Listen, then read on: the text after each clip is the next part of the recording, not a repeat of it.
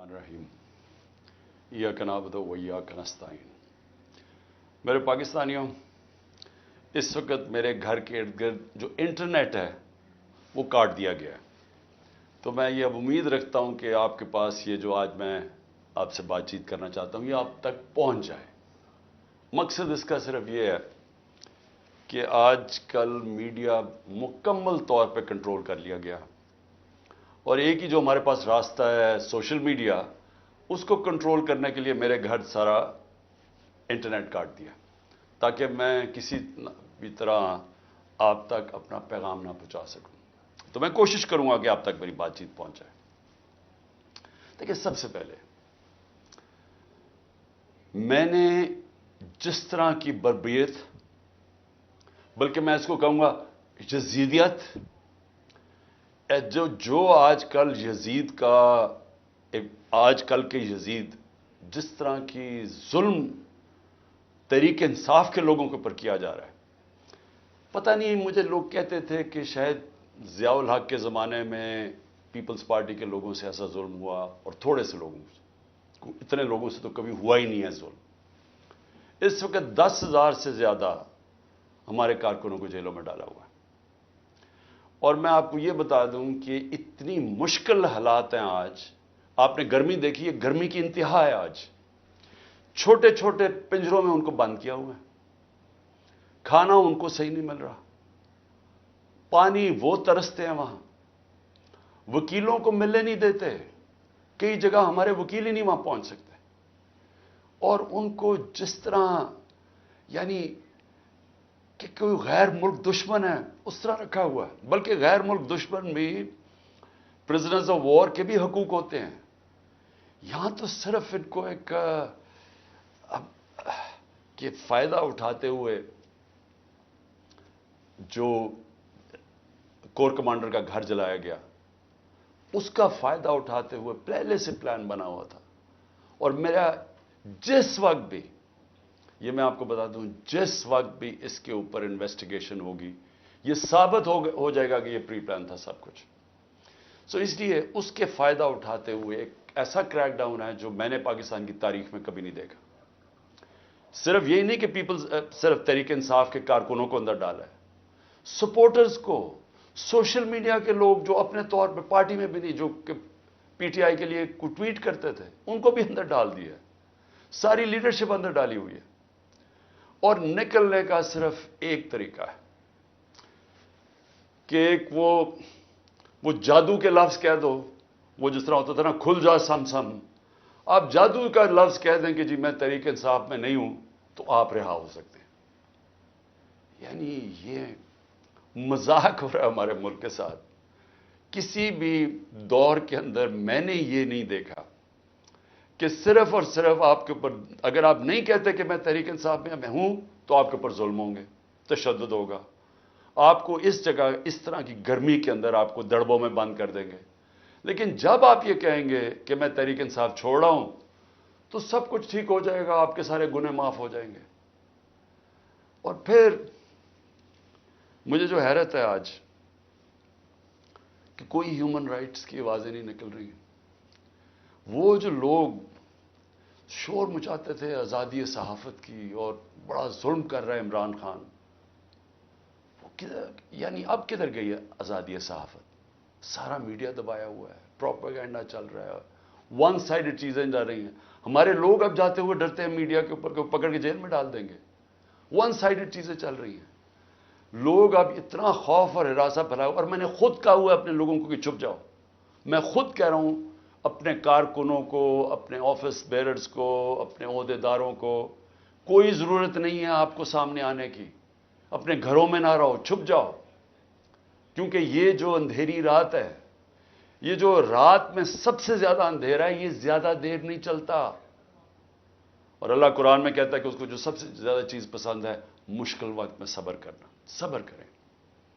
मुझे पूरी तरह एहसास है कि आपके ऊपर क्या गुजर रही है, लेकिन जो मुझे अफसोस है कि हमारे कोई भी ह्यूमन राइट्स के जो लोग हैं, वो डर डर के कोई एक आध बयान आ जाता है, اور پھر میں صحافیوں کو کہوں گا، میں سمجھتا تھا کہ ہمارے صحافی بڑے پرو ڈیموکریسی ہیں، چلے جی میرے بڑے خلاف ہوں گے لیکن ڈیموکریسی کے لیے تو ساتھ ہے. تو وہ یہ جو تماشا ہے یہ کیسے دیکھ رہے ہیں؟ کیا ان کا کوئی ضمیر نہیں جاگ رہا؟ کیا جب انہوں نے شیرین مزاری سے جو ہوا اور جو اس نے پھر آخر میں جا کے پارٹی چھوڑی، کیا ان کو کوئی دل میں آواز نہیں کوئی آئی کہ یہ اس سے بڑا ظلم کیا ہو سکتا ہے ایک معاشرے پہ؟ کوئی آپ کو یہ لگا نہیں؟ جو عورتوں کی تنظیم ہے، جو عورتوں کے حقوق کے اوپر بات کرتی ہے، کہ ایک ایسی عورت جو بیوہ، والدہ اس کی بیوہ، بیٹی ایک جو اس کا دھیان رکھ رہی ہے، جو بلڈ پریشر کی مریض، اس سے جو انہوں نے کیا ہے اس گرمی کے اندر، کبھی ایک جیل میں لے کے جائیں، اس کے بعد ادھر سے نکال کے دوسرے جیل میں لے جائیں، ادھر عدالت اس کو ضمانت دے، کوئی اور کیس میں پکڑ کے لے جائیں، گجرات لے گئے اس گرمی کے اندر. تو بلڈ پریشر کی شیرین، ہمیں پتہ ہے اس کی صحت نے یہ اجازت ہی نہیں دینا تھا. میں نے تو شکر کیا کہ اس نے اس ظلم سے اپنے آپ کو بچانے کے لیے اس نے پارٹی سے ریزائن کیا. لیکن کس کو نقصان ہوا؟ پاکستان کی پالیٹکس کو نقصان ہوا. شیرین ہماری ٹاپ پارلیمنٹیرین تھی. میری کیبنٹ کے اندر وہ منسٹر تھی جو جس طرح وہ پڑھ لکھ کے ایک ایک ایشو کے اوپر آتی تھی، کوئی اور کیبنٹ منسٹر، ایک ہماری ڈاکٹر ثانیہ تھی، کہ اتنی محنت کر کے کبھی کیبنٹ میٹنگ میں نہیں آئی جو شیرین آتی تھی. اس کے علاوہ سارے اس کے دشمن بھی جانتے ہیں کہ وہ ایک محب وطن پاکستانی، وہ کبھی بھی اینٹی پاکستان کا نہیں سوچ سکتی تھی. شیرین مزاری جان دے دے لیکن وہ ایک پاکستان کے ہر کاز کے لیے کھڑی ہوتی تھی. جو لوگ اس کو الٹرا نیشنلسٹ کہتے تھے، کئی دفعہ وہ کئی ناراض ہو جاتے تھے کہ وہ بڑی سخت باتیں کرتی تھی، لیکن وہ نظریاتی عورت تھی. تو اس سے نقصان تحریک انصاف کو تو چلے ہوا، لیکن پاکستان کی سیاست کو اور جمہوریت کو نقصان پہنچا. اور عورتوں کو، بڑی کم عورتوں کے اندر اس طرح کی صلاحیت ہے پاکستانی پالیٹکس میں جو شیرین میں تھی. لیکن اس کے علاوہ مجھے آج پیغام آیا ہے کہ جی میں اب اور برداشت نہیں کر سکتا. انہوں نے میرے گھر پہ لوگ بھیجے، گھر کے اندر گھس گئے لوگ، انہوں نے آ کے رات کو بیوی، میرا 13 سال کا بچہ وہاں اندر گھس گئے، میری بزنسز کے اوپر، میرے رشتہ داروں کے اوپر پریشر ڈال دیا. لیکن کہتا آخر میں انہوں نے کہا میں تمہارے 13 سال کے بیٹے کو اٹھا کے لے جائے گیا. تو میں جی اور پریشر برداشت نہیں کر سکتا، وہ بھی چھوڑ گیا. تو یہ اس وقت کا حالات ہے کہ کسی نہ کسی طرح پی ٹی آئی کو چھوڑیں گے، سب کچھ گناہ معاف ہو جائیں گے. میں اس وقت مجھے حیرت ہو رہی ہے، اور مجھے کئی لوگوں کے اوپر خود پتہ ہے کہ ان کے اوپر کتنا پریشر تھا، کیونکہ مجھے بتاتے رہے کہ یہ کر رہے ہیں، اب یہ وہ کر رہے ہیں، اب میری بزنس بند کر دی ہے. اوکاڑا کے اندر اس کے کسی کا گھر بن رہا تھا وہ گرا دیا، بلڈوز کر دیا.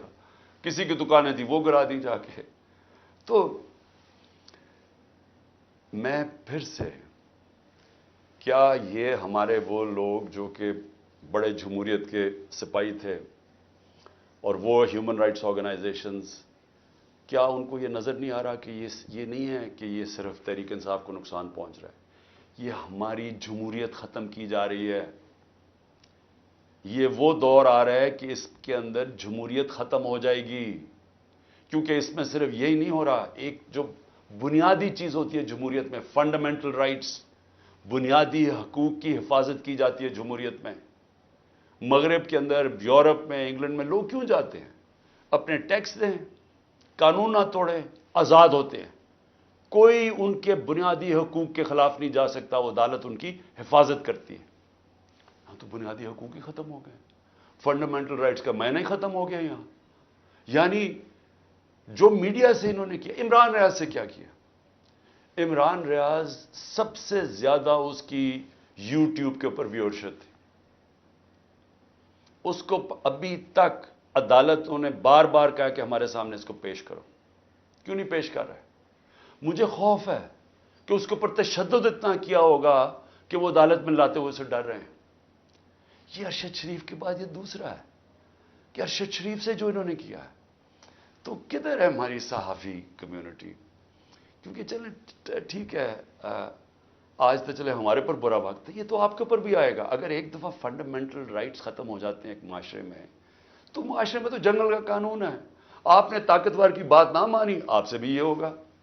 آپ نے طاقتور کی غلامی کر لی، سب کچھ ٹھیک ہو جائے گا، آپ کو معاف بھی کر دیا جائے گا، بلکہ آپ غلط کام بھی کریں تو آپ کو معاف کر دیا جائے گا. آپ مجرم ہو قوم کے، آپ منی لانڈرر ہو، آپ کے لنڈن میں اربوں روپے کی پراپرٹیز ہوں جو آپ بتا ہی نہیں سکتے کہ کدھر سے ہے، آپ کو معاف کر دیا جائے گا کیونکہ آپ طاقتور کے ساتھ کھڑے ہیں. لیکن کمزور کو بچانے والا کوئی نہیں ہوگا، کیونکہ جب فنڈامنٹل رائٹس ختم ہوتے ہیں جو ہو گئے ہیں پاکستان میں. اور مجھے یہ ابھی تک بتائیں، 25 لوگ شہید ہوئے ہیں، 69 لوگوں کو گولیاں ماری گئیں. کون سی جمہوریت ہے جدھر اس کے اوپر انویسٹیگیشن نہیں ہوتی؟ کیوں نہیں اب تک انویسٹیگیشن ہوئی ان لوگوں کے اوپر؟ وہ کون لوگ تھے؟ وہ پاکستانی تھے، ان کے حقوق ہیں، ان کے ماں باپ ہیں، کئیوں کے بیچارے بچے تھے جو وہ ایک روزی کمانے والا تھا، ان کو سیدھی گولیاں ماری گئی. کوئی انویسٹیگیشن ہوگی؟ کیونکہ اگر آپ یہ انویسٹیگیشن آج نہیں کریں گے، یہ آگے ہوگا. ہو سکتا ہے کہ آگے آپ ان گولیوں کا نشانہ بن جائیں. کیونکہ جب آپ یہ ہونے دیں گے ایک معاشرے کے اندر کہ پرامن احتجاج کے اوپر گولیاں چلا دیں اور بہانہ ماریں وہ کور کمانڈر کے گھر کا، اور اس سے سارا کچھ ہی اجازت مل جائے، لائسنس ٹو کل مل جائے، جو مرضی آپ کریں، تو یہ آپ کی بھی باری آ جائے گی. اس لیے آج ہمیں فوری طور پہ انویسٹیگیشن کرنی چاہیے ان لوگوں کی، جو صرف یہی نہیں کہ جو 25 لوگ شہید ہوئے ہیں سیدھی گولیوں سے، وہ لوگ جو کہ ہاسپٹل میں پڑے ہوئے ہیں. 2 کی مجھے پتا چلا ہے، کیونکہ ہمیں پتہ ہی نہیں اب چلتا کچھ، کیونکہ سارے کارکن تو یا چھپ گئے ہیں یا جیلوں میں ڈال دیے ہیں. تو آہستہ آہستہ خبریں آتی ہیں کہ 2 کارکنوں کی ٹانگیں کٹ گئی ہیں، کیونکہ گولیاں ماری ان کی ٹانگوں کے اوپر، ان کی ٹانگیں کٹ گئی ہیں، تو ان کی زندگیاں گئی. تو کون پوچھے گا ان کو؟ اور یا پھر آپ یہ فیصلہ کریں گے کہ اس ملک کے اندر پرامن احتجاج کی اب سے اجازت نہیں ہے. آپ یہ کہہ دیں گے کہ آپ نے جو مائٹ از رائٹ، جو جنگل کا قانون ہے، جو طاقتور فیصلہ کرے گا آپ کو اس کے سامنے سجدے کرنے پڑیں گے. یعنی طاقت کی غلامی قبول کرنے کے لیے جو تیار ہے، پھر وہی بچے گا اس ملک میں. اور میں آج یہ ضرور کہنا چاہتا ہوں کہ یہ جو سب کچھ ہو رہا ہے، اس کے پیچھے کیا ہے؟ یہ کیوں ہو رہا ہے سب کچھ؟ یا تو چلیں یہ سب کچھ ہو رہا ہو اور پاکستان کو اس سے کوئی فائدہ ہو رہا ہو، یا اس سے کوئی ملک چینج آ جائے، یا اس سے ایک دم یہ ہو، یہ جو ہمارے لوگوں کو چینج کر رہے ہیں، وہ پالیٹکس چھوڑ رہے ہیں، پی ٹی آئی کے لوگ، جو میں پالیٹکس چھوڑ رہا ہوں، وہ پریشر کے اندر سارے ہاتھ کھڑے کر رہے ہیں، تو کیا اس سے یہ ہوگا کہ پارٹی ختم ہو جائے گی؟ جو بھی یہ سوچ رہا ہے، جس کی بھی یہ سوچ ہے، خدا کے واسطے اپنا ذہن کو، اپنا ہیڈ ایگزامن کرواؤ. سوچو اس کے اوپر کہ آپ کیا کر رہے ہیں. کبھی آئیڈیا بھی مارا جاتا ہے یہ ظلم سے، یعنی کبھی ایک نظریہ بھی اس طرح ختم ہوتا ہے. یہ جانوروں اور انسانوں میں فرق ہے. بھیڑ بکریوں کو آپ ڈنڈے ماریں، وہ سارا اس طرف لگ جائیں گے جدھر آپ چلائیں گے، لیکن یہ انسان ہے. اور جب انسانوں کے اندر ایک آئیڈیا آ جاتا ہے آزادی کا، وہ آپ ختم کر ہی نہیں سکتے. آپ جتنا مرضی ظلم و تشدد کریں، یہ آئیڈیا ختم نہیں ہونے لگا. اگر یہ آئیڈیا ختم ہونا ہوتا تو مقبوضہ کشمیر میں آج وہ ہاتھ کھڑا کر کے اور آرام سے چپ کر کے قبول کر لیتے ہندوستان کی غلامی. 1 لاکھ سے اوپر کشمیری شہید ہو چکا ہے. کشمیریوں کے اوپر جو ہم آج ہمارے پہ ظلم ہو رہا ہے، یہ کشمیری 30 سال سے ہو رہا ہے ان کے اوپر. ان کے بھی گھروں میں گھس جاتی ہے رات کو پولیس، لوگ اٹھا کے لے جاتے ہیں، نوجوانوں کو اٹھا کے لے جاتے ہیں، جیلوں میں ڈال دیتے ہیں. ان کو بھی کوئی پوچھنے والا نہیں ہے، ان کے بھی کوئی فنڈامنٹل رائٹس نہیں ہیں. ان کے سارے لیڈروں کو بند کر دیا ہے. وہاں بھی میڈیا کے اوپر کنٹرول کیا ہوا ہے. لیکن جس وقت موقع ملے گا کشمیریوں کو اپنی آواز سنانے کا، ایک آواز سے سارا کشمیری کہے گا آزادی. ایک आवाज سے کہیں گے آزادی. انہوں نے جتنی بربریت کی ہے ہندوستان نے وہاں، اس کا کیا ہوا ہے؟ اس کا نتیجہ یہ ہوا ہے کہ جو پرو انڈین پولیٹیشین تھے وہی ختم ہو گئے ہیں. اب جو انڈیا کی بات کرتا ہے اس کو کوئی ووٹ ہی دینے کے لیے نہیں تیار. تو بجائے وہ ان کو یعنی کامیاب ہونے کے، انہوں نے اور ہی کشمیری لوگوں کو آزادی کی طرف دھکیل دیا. یہی ہو رہا ہے پاکستان میں. آپ جتنا مرضی کریں گے، کبھی کوئی پارٹی جس کا جب ووٹ بینک بن جاتا ہے، جو آج ماشاءاللہ تحریک انصاف کا بن گیا ہے، ان حربوں سے اس کو آپ ختم نہیں کر سکتے. یہ بڑھتی جائے گی اب پارٹی. لوگوں کے اندر غصہ ہے، یہ جو دیکھ رہے ہیں تماشا. کیا لوگ بیوقوف ہیں؟ ان کو نظر نہیں آ رہا کیا ہو رہا ہے؟ آپ بشک میڈیا کے اوپر جو مرضی کنٹرول کر لیں.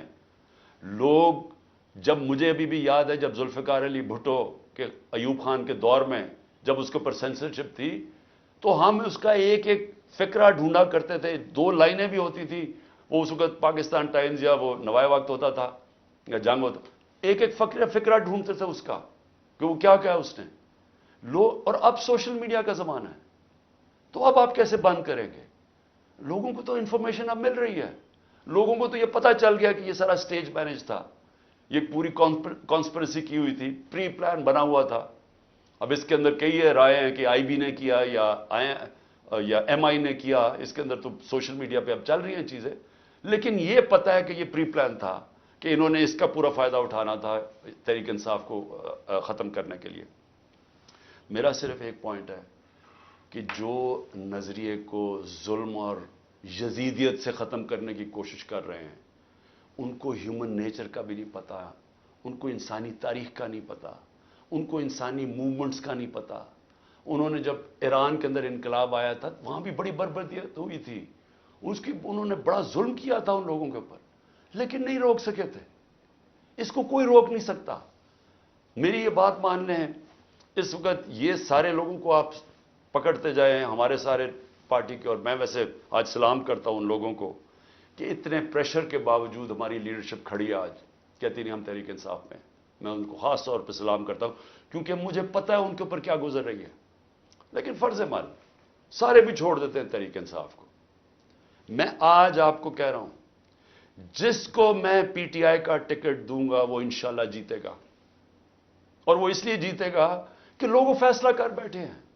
مجھے یہ بتائیں، کبھی ہوا ہے پاکستان کی تاریخ میں کہ پی ڈی ایم پارٹیز کے ساتھ اس وقت اسٹیبلشمنٹ جڑی ہوئی ہے، ان کے ساتھ الیکشن کمیشن جڑی ہوئی ہے، ان کے ساتھ آئی بی اور ایف آئی اے اور ساری ایجنسیز جڑی ہوئی ہیں، ان کے ساتھ سارا جو گورنمنٹ کا یہ جو کیئر ٹیکر گورنمنٹس ہیں، یہ پوری طرح کبھی ہوا ہی نہیں ہے. Care taker government funds in کو دے رہی ہیں، سب کچھ ان کی مدد کر رہی ہیں. پھر کیوں الیکشن سے بھاگ رہے ہیں؟ یعنی جب کبھی سنا پاکستان کی تاریخ میں کہ پوری حمایت ہو اسٹیبلشمنٹ کی، اداروں کی، سب کی، الیکشن سے بھاگ رہے ہیں کیونکہ ووٹ بینک ان کا ختم ہو گیا ہے. پولیٹیکل پارٹی تب ختم ہوتی ہے جب اس کا ووٹ بینک ختم ہوتا ہے. ان کا ووٹ بینک ختم ہے. آپ اس گھوڑے کے اندر جتنی مرضی پھونک بھرتے رہیں، اس نے گرنا ہی ہے. جب ریس میں کھڑا ہوگا یہ گر جائے گا. اور تحریک انصاف کو آپ نہیں ختم کر سکتے. لیکن جو میں تیسری بات کرنا چاہتا ہوں، لیکن مجھے اپنے ملک کے اوپر خوف آ رہا ہے. عمران خان کو باہر کرتے کرتے یہ تو ہمارا ملک تباہ کر رہے ہیں. کوئی سوچ رہا ہے کہ معیشت کس طرف جا رہی ہے؟ کوئی اب تنخواہ دار طبقے سے کسی نے پوچھا اب یہ بل آئیں گے بجلی کے، ان سے ذرا پوچھا کہ وہ کیسے بل دیں گے؟ کبھی کسی نے پوچھا ہے کہ جو 100 روپیہ تھا ہمارے دور میں جب ہم چھوڑ کے گئے ہیں، وہ صرف 50 روپے اس کی قیمت، خریدار قیمت رہ گئی ہے. تو اس مہنگائی کے اندر کسی نے پوچھا ہے کہ اس ملک کا کمزور طبقہ کیسے گزارا کر رہا ہے؟ کمزور طبقہ چھوڑے، میں تنخواہ دار طبقے کی اب بات کر رہا ہوں جن کو اچھی خاصی تنخواہیں ملتی ہیں. وہ سوچے وہ کیسے گزارا کر رہے ہیں. اور سوچا ہے کہ اس وقت ہمارے جو پروفیشنلز ہیں جو دنیا میں کہیں بھی نوکری کر سکتے ہیں، 9 لاکھ پروفیشنل ملک چھوڑ کے چلے گئے. اس کی کوئی اندازہ ہے کہ یہ کتنا بڑا نقصان ہے؟ اگر پاکستان میں ہم نے شوکت خانم کینسر ہاسپٹل بنایا تھا، اور آپ سارے عرب دنیا میں چلے جائیں، وہاں اگر آپ کو کینسر ہاسپٹل ملے گا تو سارا باہر سے لوگ، ان کے جو سٹاف ہے، جو آنکولوجسٹ ہیں، جو کینسر اسپیشل، سب باہر سے آئے ہوئے ہیں. پاکستان میں کیوں ہم بنا سکے انٹرنیشنل کیلیبر کا ہاسپٹل؟ کیونکہ کوالیفائڈ پاکستانی باہر سے آئے تھے یہاں کام کرنے کے لیے. اب وہ لوگ باہر جانے کا سوچ رہے ہیں. 10% ہمارے کنسلٹنٹ چھوڑ کے جا رہے ہیں. اور اگر یہ میں اپنی انسٹیٹیوشن کی بات کر رہا ہوں تو مجھے بتائیں باقی جگہ کیا ہو رہا ہوگا. جب اس ملک کے پروفیشنلز پڑھے لکھے لوگ چھوڑ کے ملک جا رہے ہیں, سوچیں یہ ملک کدھر جا رہا ہے. اور دوسرا, ڈالر جا رہے ہیں ملک سے باہر, سب ڈالر باہر بھیج رہے ہیں. اس وقت کوئی سرمایہ کاری نہیں ہو رہی, لوگ ڈالر خرید رہے ہیں. 300 سے زیادہ تو روپیہ ڈالر ہو گیا پاکستان میں. کیا اس کا اندازہ ہے کہ اب ملک کے اوپر کیا ہونے والا ہے؟ نہ کوئی انویسٹمنٹ آ رہی ہے, کوئی سرمایہ کاری نہیں آ رہی. نہ پاکستان کے اندر کوئی سرمایہ کاری کرنا چاہتا ہے, نہ باہر. وہ ڈالر پکڑ کے بیٹھ گئے. نہ باہر سے کوئی کمرشل بینک پیسے دینے کے لیے تیار ہے, نہ باہر سے کوئی انویسٹر آنے کے لیے تیار ہے.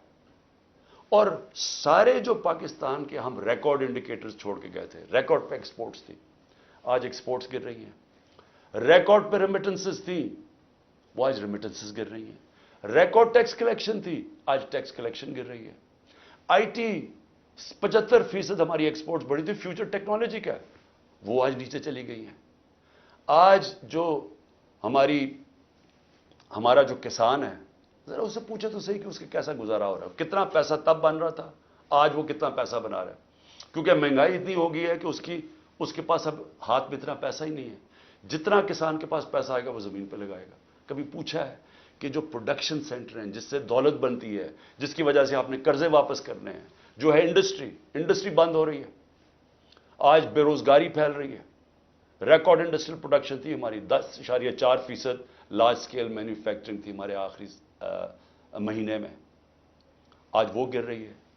آج جو سب سے خوفناک چیز ہے کہ جب آپ کے باہر سے ڈالر کم آ رہے ہیں, جب آپ کے ڈالر کم آنے شروع ہو گئے ریمیٹنسز اور ایکسپورٹس کے, اس کا اب کیا ہوگا؟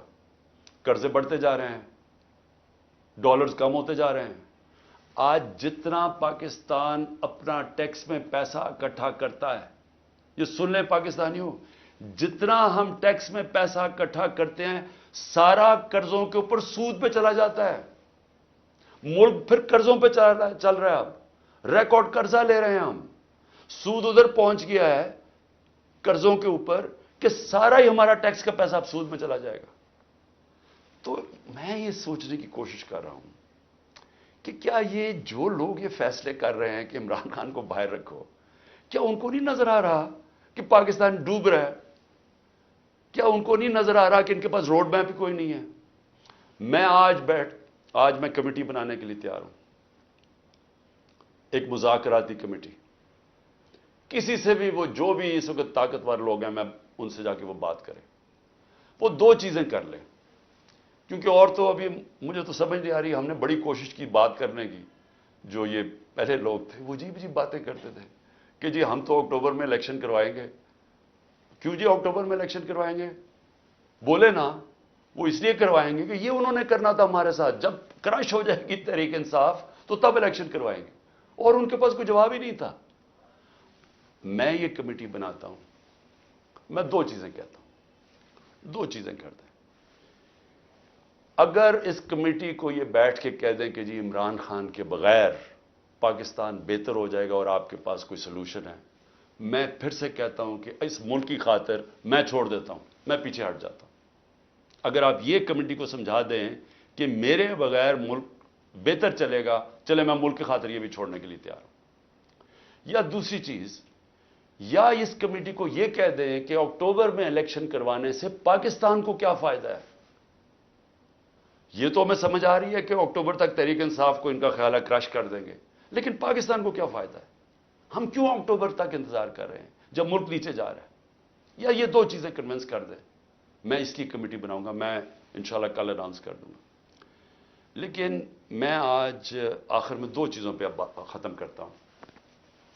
ایک تو آخر میں تو میں القادر کے اوپر بات کرنا چاہتا ہوں, جو 4 گھنٹے میں 4.5 گھنٹے مجھے نیب میں بٹھایا کل انہوں نے, اس کے اوپر بات کرنا چاہتا ہوں. لیکن اس سے پہلے میں اپنے سپریم کورٹ کے ججز سے آج اپنی قوم کی طرف سے اپیل کرتا ہوں. دیکھیں, آپ اس وقت ہماری آخری امید ہے. پاکستان میں اب رول آف لا ختم ہو چکا ہے. آئین اس ملک کے اندر تقریباً ختم ہو چکا ہے. جب 14 میں میرا یہ رائٹ تھا، میں نے اسمبلیز اپنے آئین کے مطابق ڈیزالو کی تھی، 2 اپنی اسمبلیز میں نے اپنے آئین کے مطابق ڈیزالو کی تھی کہ 90 دن میں الیکشن ہوگا. کدھر گیا الیکشن؟ 14 مئی کی انہوں نے ڈیٹ دی چیف جسٹس صاحب نے اور سپریم کورٹ. 14 مئی گزر گئی، کسی کو کچھ فرق ہی نہیں پڑا. تو اس کا مطلب تو آئین جب آپ کا گیا ہے تو رہ گیا جنگل کا قانون. اب تو اس میں مطلب کہ جو طاقتور وہ فیصلہ کرے گا کون سا آئین کی شکل پہ چلنا ہے. اس نے نظریہ ضرورت تو شروع ہو گیا پاکستان میں. میں اپنے سپریم کورٹ کے ججز کو، مجھے پتا ہے آپ کے اندر اختلافات ہیں، دیکھیں ملک کے لیے بہت ضروری ہے. آپ نے اگر اس ملک کی جمہوریت کو نہ بچایا اور آخری امید اب آپ رہ گئے، یہ تاریخ آپ کو معاف نہیں کرے گی. کیونکہ جا رہا ہے جس طرح پاکستان جا رہا ہے، یہ ساری ہماری ڈیموکریسی کو ڈسمینٹل کیا جا رہا ہے. سارے جو جمہوریت کے ادارے ہیں وہ ایک ایک کر کے تباہ کیے جا رہے ہیں. یا جمہوریت نہیں ہے اب. ہم تو میں بیٹھا ہوتا ہوں ہر روز کہ کس دن آ کے مجھے پکڑ لیں گے، ایک دم انٹرنیٹ بند کر دی پکڑ کے. یعنی کون سی جمہوریت میں ہوتا ہے؟ سارے لوگوں کو جیلوں میں ڈال دے. مجھے یہ نہیں پتا میں اب کسے کانٹیکٹ کسے کروں. میرے سے کانٹیکٹ ہی کوئی نہیں ہو رہا، نہ مجھے لیڈرشپ ملتی ہے نہ کوئی ملتا ہے. جو میں زوم پہ میٹنگ کرتا تھا انہوں نے وہ انٹرنیٹ بند کر زوم ہی ختم کر دیا. تو میں تو تیار بیٹھا ہوں کہ جو بھی کرنے کے لیے آئیں گے، جب بھی پکڑیں گے، میں تو خیر تیار بیٹھا ہوں، ہر روز تیار ہوتا ہوں. لیکن میں آپ سے سپریم کورٹ کے ججز صاحبان، دیکھیں قوم آپ کی طرف دیکھ رہی ہے اور یہ آپ کی یونٹی اس قوم کے لیے بہت ضروری ہے. آپ کے اوپر اب ہے کہ اس ملک کی جمہوریت کے لیے سٹینڈ لیں. آپ کے لیے ضروری ہے کہ اس ملک کو آپ بچائیں کہ یہ ٹوٹل جنگل کا قانون، بنانا ریپبلک بن رہا ہے ہمارا ملک. یہاں کسی شہری کو اس وقت جو آج آواز اٹھاتا ہے، کوئی تنقید کرتا ہے، اس کو یا اٹھا کے لے جاتے ہیں یا اس کو مارے پڑتی ہیں یا ان کی بزنسز بند کر دیتے ہیں. یعنی یہ تو ایسے لگ رہا ہے کہ ہم وہ ہٹلر کے گسٹاپو کے دنوں میں بیٹھے ہوئے ہیں. یعنی ہمارے لیے تو وہ دن آ گئے ہیں. تو موزز سپریم کورٹ کے ججز صاحبان، یہ آپ کے اوپر بہت بڑی ذمہ داری ہے. اور اللہ ان لوگوں کو، جن لوگوں کو ذمہ داری دیتا ہے، ان کے اوپر امتحان بھی بڑا ڈالتا ہے. یہ آپ کے اوپر ہے ہماری جو رئیس جمہوریت ہے اس کو بچانا، کیونکہ ہمیں اور اب کوئی امید نہیں نظر آ رہی. آخر میں القادر کے اوپر دیکھیے جی، اب آپ نے ایسے سمجھ رہے ہیں کہ یہ ساری جو ایک کیبنٹ کے اندر فیصلہ ہوا تھا 3 دسمبر 2019 میں، اب آپ نے ایسے دیکھنا کہ آپ میرے کیبنٹ ممبرز ہیں اور آپ نے کیا فیصلہ کرنا ہے. یہ میں نے اب سارا میرا جو کیس بنا ہوا ہے وہ یہ کہہ رہے ہیں کہ یہ عمران خان آپ نے فیصلہ غلط کیا. آپ نے یہ فیصلہ اس لیے کیا کہ وہ القادر ٹرسٹ جو 1 سال پہلے بننا شروع ہو گیا تھا، آپ نے فیصلہ کیا اور اس کی گراؤنڈ بریکنگ ہو گئی تھی اس سے 7 مہینے پہلے. لیکن یہ کہہ رہے ہیں کہ وہ القادر ٹرسٹ میں کیونکہ آپ کو فائنینشلی فائدہ ہوا جو کہ نہیں ہوا، اس لیے آپ نے یہ غلط فیصلہ کیا. اب یہ فیصلہ کیا تھا ذرا آپ نے سمجھنا ہے کہ آپ میرے کیبنٹ ممبر ہیں. کیبنٹ کے سامنے یہ چیز رکھی گئی کہ جی ہمارے ایک ملک ریاض کے اور این سی اے ہوتا ہے نیشنل کرائمز، ان کی نیشنل کرائم ہوتی ہے ایجنسی. وہ این سی اے نے ملک ریاض کے پیسے فریز کر دیے 190 ملین پاؤنڈ انگلینڈ کے اندر. اور ورڈ یہ سنیں، انہوں نے کہا یہ سسپیشس ٹرانزیکشن ہے. انہوں نے منی لانڈرنگ نہیں کہا، انہوں نے کہا کہ ہمیں شک ہے کہ یہ پیسہ یہ وائٹ پیسہ نہیں ہے، بلیک کا پیسہ. انہوں نے پیسے فریز کر دیے. ملک ریاض اور این سی اے کے بیچ میں ایک اگریمنٹ ہو جاتی ہے، ان کے وکیل اگریمنٹ کر لیتے ہیں. اس اگریمنٹ کے تحت یہ فیصلہ ہوتا ہے، ملک ریاض کہتا ہے کہ یہ جو 190 ملین پاؤنڈ ہے، یہ میں پاکستان میں جو میں نے سپریم کورٹ کو وعدہ کیا تھا، جو میرے اوپر جرمانہ لگا تھا، میں یہ اس اکاؤنٹ میں ڈالنا چاہتا ہوں سپریم کورٹ کے. ہماری کیبنٹ کے سامنے اب یہ آتا ہے کہ آپ کے پاس 2 چوائسز ہیں. اگر آپ اس کو یہ اگریمنٹ کو کانفیڈینشل رکھیں گے، یعنی آپ کیبنٹ کے اندر کھولیں گے نہیں، کیونکہ انہوں کا یہ تھا کہ جب کیبنٹ میں اگریمنٹ کھلے گی تو وہ پبلک ہو جائے گی، کیونکہ کیبنٹ کے منٹس پبلک ہو جاتے ہیں. تو انہوں نے کہا کیونکہ وہ پبلک ہو جائے گی اس لیے ہم اس کو کانفیڈینشل رکھتے ہیں، لیکن اگر عدالت کھولنا چاہے تو وہ کھول سکتی ہے، یا کوئی ایجنسی نیب کوئی کھولنا چاہے کھول سکتی ہے. یہ تھی اگریمنٹ. لیکن اگر آپ یہ نہیں مانتے، اب یہ ذرا غور سے سنیں، اگر آپ اس کو کانفیڈینشل نہیں رکھتے تو آپ کو پاکستان کی گورنمنٹ کو برطانیہ کے اندر جا کے کیس کرنا پڑے گا کہ یہ جو 190 ملین پاؤنڈ ہے یہ پاکستان سے منی لانڈرنگ ہو کے گیا ہے، اور آپ کو ثابت کرنا پڑے گا کہ یہ پاکستان سے منی لانڈرنگ ہوئی ہے. اب سمجھ گئے؟ اب اگر آپ یہ کیس ہار گئے تو یہ پیسہ انگلینڈ میں رہ جائے گا، یہ آپ کا 190 ملین پاؤنڈ چلا جائے گا، یہ انگلینڈ میں رہ جائے گا. تو اگر آپ کو وہ کیس جیت جاتے ہیں تو پھر وہ پاکستان میں آئے گا، اور وہ دوسری مد میں آئے گا. وہ آئے گا اس مد کے اندر کہ یہ جو سپریم کورٹ کی جو اکاؤنٹ ہے اس میں نہیں جائے گا، گورنمنٹ آف پاکستان کو آ جائے گا منی لانڈرنگ. اب کیبنٹ کے اندر ڈسکشن کیا ہوتی ہے؟ ہمیں بتایا جاتا ہے کہ $100 ملین پاکستان لٹیگیشن میں، یعنی ہم وکیلوں کو دے بیٹھے ہیں اور پیسہ ڈوب چکا ہے $100 ملین، اور کچھ نہیں ہمیں ملا واپس. ہمیں لیگل ایکشن سے آج تک ایک آنا نہیں ملا، اور انہوں نے کہا یہ 5-6 سال لٹیگیشن چلے گی، اور کوئی گارنٹی نہیں ہے کہ آپ ثابت کر سکیں گے کہ جی منی لانڈرنگ کا پیسہ ہے. اور اگر آپ نے ثابت نہ کیا تو یہ پیسہ انگلینڈ چلا گیا. اب یہ تھا کیبنٹ نے کیا فیصلہ کیا. آپ کیا فیصلہ کریں گے کہ کیا مجھے 190 ملین پاؤنڈ مل رہا ہے وہ پاکستان آ جائے اسی وقت؟ ہمیں بڑی ڈالرز کی ضرورت تھی، ہمیں ہمیشہ ہوتی ہے، آج بھی ہمیں ڈالرز کی ضرورت ہے، اور کبھی اتنا پیسہ پاکستان نہیں آیا. کیا ہم اس پیسے کو فوری طور پہ لے آئیں اور اسٹیٹمنٹ میں کر دیں، یا پھر ہم قانونی کارروائی میں پڑیں جو کہ 5-6 سال چلے گی اور پتہ نہیں پیسہ آئے گا نہیں؟ مجھے ایک آدمی بتا دیں کہ جو اس سے اختلاف کرے گا کہ وہ پیسہ پاکستان لے آؤ. میں یہ پوچھنا چاہتا ہوں کہ کون سا احمق ہوگا جو پتا ہوگا کہ آپ نے کیس بھی نہیں، یعنی کون سا یہ جوا کھیلے گا اور 5-6 سال انتظار کرو اور ہو سکتا ہے پیسہ ہی نہ آئے. تو ساری کیبنٹ نے فیصلہ کیا کہ جناب ٹھیک ہے، کانفیڈینشیل اگریمنٹ ہم مان لیتے ہیں، پیسہ پاکستان آ جاؤ. پیسہ پاکستان آ گیا، اسٹیٹ بینک کے اندر ڈپازٹ ہو گیا، سپریم کورٹ کے اندر وہ پیسہ ڈپازٹ ہو گیا 190 ملین پاؤنڈ. اب اگلی بات، اب نیب مجھے کہہ رہی ہے کہ آپ نے یہ اس لیے بدنیتی سے کیا کیونکہ آپ نے ملک ریاض نے آپ کے لیے القادر ٹرسٹ جو ہے وہ اس نے جو سارا اس کا سپانسر وہ تھا، تو آپ نے اس کو فائدہ پہنچانے کے لیے کر دیا. بھئی سوال بڑا سمپل ہے. آج آپ کے پاس 190 ملین پاؤنڈ پڑا ہوا ہے سپریم کورٹ میں، نیب آج کہے کہ یہ غلط مات میں پیسہ آ گیا ہے، آپ جا کے انگلینڈ کے اندر کیس کریں اور ثابت کر دیں کہ منی لانڈرنگ کا پیسہ ہے اور وہ ادھر سے ادھر چلا جائے گا. یعنی آپ کو کون روک رہا ہے اس چیز میں؟ کیونکہ آپ نے صرف ثابت کرنا ہے کہ منی لانڈرنگ کا پیسہ، جا کے کیس کر کے کر دیں، پیسہ تو پاکستان آ گیا. تو کون چیز کیا آپ کو روک رہی ہے؟ اگر آپ یہ سمجھتے ہیں کہ غلط مد میں چلا گیا تو آپ کے پاس تو اپرچونٹی ہے، نیب تو کیس کر سکتا ہے، کیوں نہیں کیا ابھی تک کیس؟ صرف مجھے ذلیل کرنے کے لیے، اور یہ کہہ رہے ہیں کہ مجھے ذاتی طور پہ فائدہ ہوا. اب القادر کیا ہے؟ میں نے یہ فیصلہ کیا تھا کہ جب بھی مجھے اللہ نے موقع دیا، 2 چیزیں میں نے کی.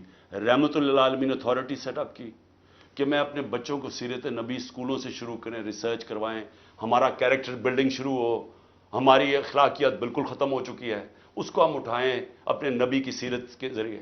اور دوسرا میں نے یہ یونیورسٹی رحمت اللہ عالمین اتھارٹی، اور یہ دوسرا یونیورسٹی کا سوچا، القادر یونیورسٹی، جس میں ہم نے کوشش یہ کی کہ سیرت نبی کے اوپر ہم ریسرچ کریں. انٹرنیشنل اسکالرز کو میں نے انگیج کیا، اور پھر ٹیکنالوجی بھی پڑھائی جائے بچوں کو. یہ اس کا مطلب تھا کہ ماڈرن ٹیکنالوجیز بھی پڑھائیں، آرٹیفیشل انٹیلیجنس ایسی، اور ساتھ ساتھ اپنی لیڈرشپ ڈیولپ کریں سیرت نبی کے اوپر، ان کے کیریکٹر کے اوپر، اور لوگوں کو تیار کریں. میری جو بیوی بشرا بیگم، ان کے اوپر وارنٹ نکال دیے گئے. کس چیز کے؟ کہ وہ ایک ٹرسٹی ہیں، ان کو میں نے ٹرسٹی رکھا. کیوں ٹرسٹی رکھا؟ کیونکہ سیرت نبی میں ان کو انٹرسٹ ہے, انہوں نے بڑی پڑھا ہوا ہے اس چیز کے اوپر, انہوں نے پڑھا, یعنی وہ ان کا شوق ہے کہ یہ سیرت نبی پھیلائی جائے, تو اس کو ٹرسٹی رکھ دیا. ٹرسٹی کو لکھا ہوا ڈیڈ میں نہ ایک آنا مل سکتا ہے, نہ ان کی تنخواہ ہے, نہ کوئی پیسہ مل سکتا ہے, نہ ان کا پراپرٹی میں کچھ ہے, ان کا کوئی تعلق نہیں ہوتا. ٹرسٹی کا صرف کام ہوتا ہے کہ جس وجہ سے ٹرسٹ بنا تھا, مثلا شوکت خانم ہے, تو شوکت خانم اگر غریبوں کا 75% مفت علاج ہونا تھا کینسر کا, تو یہ نہ ہو کہ وہ 50% کر دیں. یعنی اس لیے ہوتا ہے ٹرسٹ, جو پالیسیز ہوتی ہیں وہ. باقی پروفیشنل چلایا جاتا ہے, چاہے وہ القادر ہو, چاہے نمل یونیورسٹی, چاہے شوکت خانم ہو. نہ مجھے 1 روپے کا فائدہ آج تک شوکت خانم سے ہوا ہے, نہ نمل یونیورسٹی سے ہوا, اور نہ القادر سے ہوا. کیونکہ القادر ایک پروفیشنل اب وہ چل رہا ہے, وہاں سارے بچوں کو مفت تعلیم مل رہی ہے, جو بھی القادر میں پڑھ رہے ہیں سب کو مفت مل رہی ہے. اور ان کو جس طرح میں نے آپ کو کہا کہ اس کا مقصد کیا, یہ کہہ رہے ہیں نیب کہ مجھے ذاتی طور پہ فائدہ ہوا. کدھر؟ اچھا, کیونکہ پیسے کا تو کوئی بتا نہیں سکتے, مجھے کیا پیسے کا فائدہ ہوا؟ تو کہہ رہے نہیں سیاسی طور پہ آپ کو فائدہ ہوا, کہ جس طرح القادر سے میری سیاست جم گئی. یہ ہے کیس. میں صرف آپ کو یہ بتانا چاہتا تھا کہ اتنا پروپیگنڈا ہو رہا ہے, لوگوں کو بتا. 4.5 گھنٹے مجھے نیب میں بٹھایا, اور بار بار یہی پوچھتے رہے کہ جی دیکھیں آپ کو تو اس سے بڑا فائدہ ہوا ہے. اور ملک ریاض کو آپ نے کیوں کیا؟ بھئی ملک ریاض کو اس لیے کیا کہ پاکستان کے سب سے بڑا بلڈر ہے وہ ہے ملک ریاض.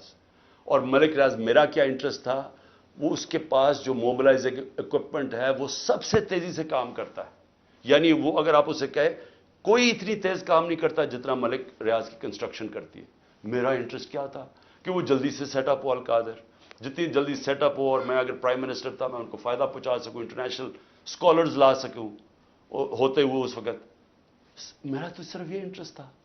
اور مجھے اس سے کیا انٹرسٹ ہے؟ جس طرح ہر سال شوکت خانم میں 9 ارب روپیہ اکٹھا ہوتا ہے, تو کیا وہ میری ذات کے لیے ہو رہا ہے؟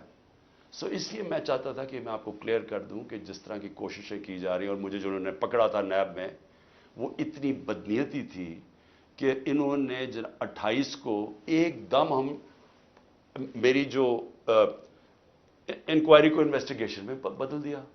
مجھے انکوائری رپورٹ ہی نہیں دکھائی, اور 28 کو انکوائری سے انویسٹیگیشن کرتے ہیں, 1 تاریخ کو میرا وارنٹ نکال دیتے ہیں, اور مجھے پتہ ہی نہیں ہے کہ قانون کہتا ہے کہ انکوائری میں میرا جواب آنا چاہیے. اور جس دن میں اٹھاتے ہیں مجھے وہاں سے رینجرز آ کے, مجھے جس آپ کے سامنے جو طریقہ انہوں نے اختیار کیا مجھے اٹھانے کا, اس دن میں بیل لینے کے لیے بیٹھا ہوا تھا, کیونکہ ہمیں اخباروں سے پتا چلا کہ انہوں نے انویسٹیگیشن کر دیا. کوئی انصار عباسی کا آرٹیکل آیا 30 اپریل کو, تب ہمیں پتا چلا کہ انہوں نے انویسٹیگیشن کر دیا. میرے وکیل نے لکھا لاہور اسلام آباد ہائی کورٹ کو, یہ کیا مذاق ہو رہا ہے؟ تو میں اس دن اسلام آباد ہائی کورٹ اس پہ جا رہا تھا عدالت میں, جب انہوں نے ادھر سے اغوا کر کے باہر لے گئے اور پکڑ کے. جب جیل میں پہنچا تو پہلے ہی دفعہ تب انہوں نے مجھے انکوائری رپورٹ دکھائی. تو یہ تھا سارا ڈرامہ. میں نے کہا آپ سب کو بتا دوں. آخر میں اپنی ساری قوم کو کہنا چاہتا ہوں کہ دیکھیں یہ جو برا وقت ہے یہ ایک اللہ کا نظام ہے, اس میں ہمیں صبر کرنا چاہیے. کوئی ہمیں اس میں دل برداشتہ نہیں ہونا چاہیے. قوموں کی زندگیوں میں یہ مشکل وقت آتے ہیں, اور کئی میرے لوگ بہت مشکلوں سے گزر رہے ہیں, لیکن باقی ساری قوم کو میں ایک چیز کہنا چاہتا ہوں, اپنے ذہن میں ڈال لیں کہ اس طرح کی غلامی, یہ شذیدیت, اس طرح کی غلامی کو قبول کرنے سے بہتر ہے مر جاؤ. اللہ نے آزادی کو کیوں اتنا بڑا رتبہ دیا؟ کیوں جو انسان اپنی آزادی کے لیے لڑتا ہے اللہ نے اور مرتا ہے تو اس کو شہید کہتا ہے, اور جو بچتا ہے اس کو غازی کہتا ہے. پیغمبروں کے بعد شہید کا سب سے بڑا رتبہ ہے. کیوں ہے؟ کیونکہ اللہ نے آپ کو بتایا ہے کہ انسان آزاد میں نے پیدا کیا ہے, لا الہ الا اللہ. وہ کسی انسان کی غلامی کے لیے نہیں اس نے ہمیں پیدا کیا. یہ جو ہمیں غلامی کروا رہے ہیں کہ پکڑ کے جناب دبا کے, گلا دبا کے, اور کہیں کہ جناب میں تحریک انصاف چھوڑ رہا ہوں, اس لیے نہیں پیدا کیا. اور قوم جب ظلم کے سامنے سر جھکا دیتی ہے، خوف کے بت کے سامنے جھک جاتی ہے، وہ قوم تباہ ہو جاتی ہے۔ اس لیے حوصلہ رکھنا ہے۔ آپ کا کپتان جب تک اس کے اندر خون ہے وہ کھڑا ہے، آخری گیند تک لڑنے والا کیپٹن ہے آپ کا۔ ہار ماننے کا سوال پیدا ہی نہیں ہوتا۔ جو بھی یہ کریں گے میں اس کے لیے تیار ہوں۔ اسی قوم کو بھی میں یہ کہنا چاہتا ہوں کہ آپ نے کسی صورت ہار نہیں ماننی۔